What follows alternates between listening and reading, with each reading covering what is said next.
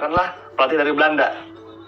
Apakah untuk meningkatkan kualitas atau jangka pendek menurut gua adalah ini agar iya sama kayak MU terus kemudian ganti Ten Hag terus kemudian lumayan bagus di awal habis itu tapi kan lumayan bagus di awal ini kan 4 pertandingan yang dibutuhkan. Nah iya maksudnya satu-satunya hal atau bukan satu-satunya hal positif apa yang kira-kira dilihat oleh ya hal positif udah pasti komunikasi. Itu berarti masalah. Kalau menurut gue sih sebenarnya ekspektasi kita yang udah naik sih sebenarnya. Oke. Dari zaman dulu yang seperti Bang Mamat bilang kan maksudnya kita main reaktif football itu karena kan komposisi pemain kita dulu seadanya dengan apa yang ada di liga sekarang gitu. Dengan datangnya pemain-pemain diaspora ini kan ekspektasi kita yang makin meningkat sebenarnya.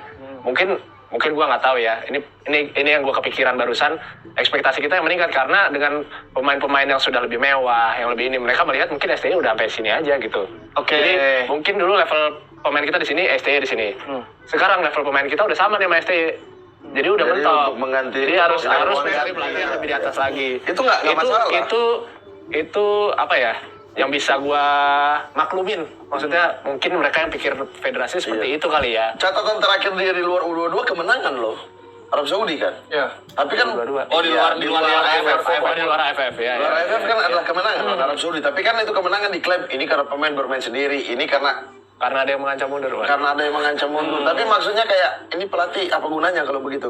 Nah, oke. Kalau begitu diberi tantangan aja saya akan mundur habis lawan Australia. Terus Saya akan mundur habis lawan Bahrain. Saya akan mundur habis lawan Jepang. Jangan Jepang enggak. Terlalu gua. Tapi ya kalau gue ngelihatnya ya kayaknya tuh ya gue nggak tahu apa yang terjadi di dalam ya. Harusnya tuh nggak tahu. harusnya tuh dengan semua masalah yang sudah diomongkan dan bahkan udah nulis kan bahwa ada masalah komunikasi yang rame ketika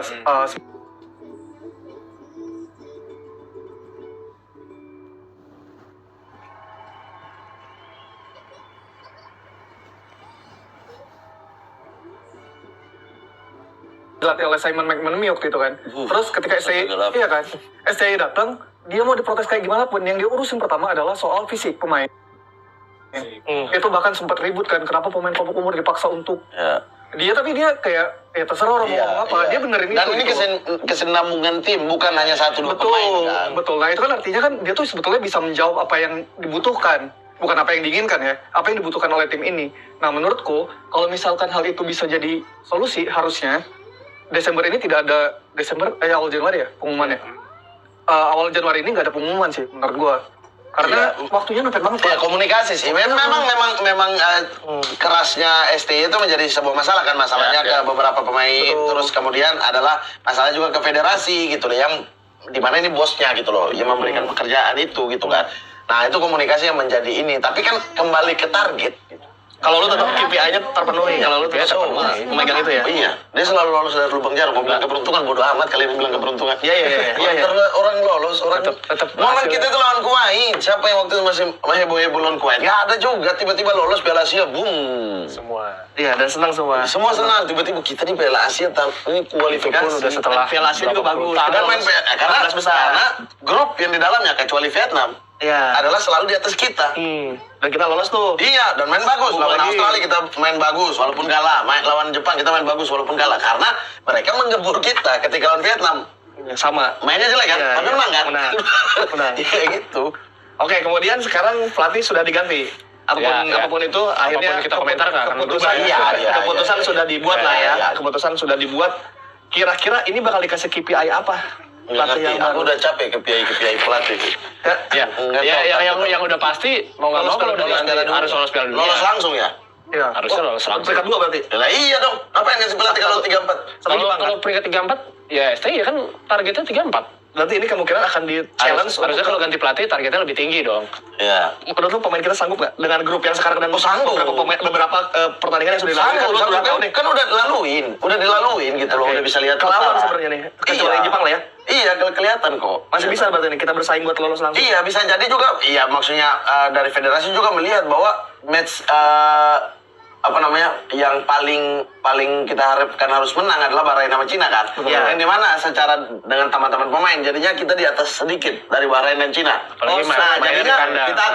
kita akan bermain layaknya lawan Cina itu mungkin yang ditakutkan federasi juga. Oh, biar nggak defense gitu ya. Iya, biar kayak ini 2 pertandingan penting yang harus kita habisin gitu loh. Oke. Nah, siapa tahu 2 pertandingan penting ini kalau dengan STY dia akan bermain di belakang bola. Oke, ya. Nah, itu akan sulit tuh. Mungkin pikiran Iya, mereka iya. gitu. Tapi kan ini orang lolos dengan permainan kayak begini selalu di setiap waktu. Iya. Kan 12 besar dengan permainan kayak begini juga. Jadi kalau kita mencoba menebak-nebak apa yang ada di pikiran federasi, datangnya pelatih dari Belanda ini Komunikasi, pasti komunikasi. Satu, komunikasi. Dua, di challenge untuk kita ngambil Lolos peringkat langsung. 2 Iya. alias lolos Iya, langsung harus ya. peringkat 2. Nah, kalau Patrick Kluivert seberapa yakin? Lu dengan Patrick Kluivert kalau kita lihat dengan track recordnya dia melatih sebelumnya, terus bagaimananya, apakah dia sudah cukup layak untuk di challenge seperti ini? Oh, gua mikir ini ya, maksudnya di susunan staff pelatih Sintayong itu kan rata-rata tim bawaannya Sintayong kecuali Coach Nova lah. Ya kan, yang artinya ketika Coach STY itu cabut, tersisa anggaplah sisa Coach Nova doang nih. Semuanya bakal diganti tuh. Dengan waktu yang singkat ini, dan ya kita udah sama-sama tahu lah ya CV-nya kayak gimana ya. Bahkan Furakau udah nge-tweet apa segala macam. Gue berharap pikiran gue salah ya, tapi gue agak cukup pesimis sih. Melihat laga, apalagi perkaranya adalah kita away dulu lawan Australia. Oke. Away lawan Australia, baru home lawan Dan Bahrain. Australia butuh kemenangan Betul, untuk mengamankan posisi itu. Oke. Dengan waktu yang ini, gue sih agak takut sebetulnya. Agak masih agak ngeri. Iya, masih agak ngeri. Dan itu yang dirasakan oleh semua orang. Nah, belum tentu lu takut juga nggak? lawan Ya, Australia. Kalau gue melihat kemarin pergantian STY ya udahlah ya apa Iya, pergantiannya kita iya, bisa iya, kita iya, bisa mengambil kita keputusan. terima aja gitu. Terus gue berharap kayak oke Penggantinya. mungkin pelatih baru mungkin akan membawa angin segar lah ya. Tapi pas keluar namanya Patrick Kluivert, gue nggak percaya diri sih, maksudnya down lagi gitu loh, maksudnya nggak memberikan angin segar yang diharapkan gitu. Misal Luis Van Gaal, lu ini nggak pede nggak? Pede. Karena track record. Rekor dan terbukti gitu. Ini kan gini, kita mau lolos Piala Dunia.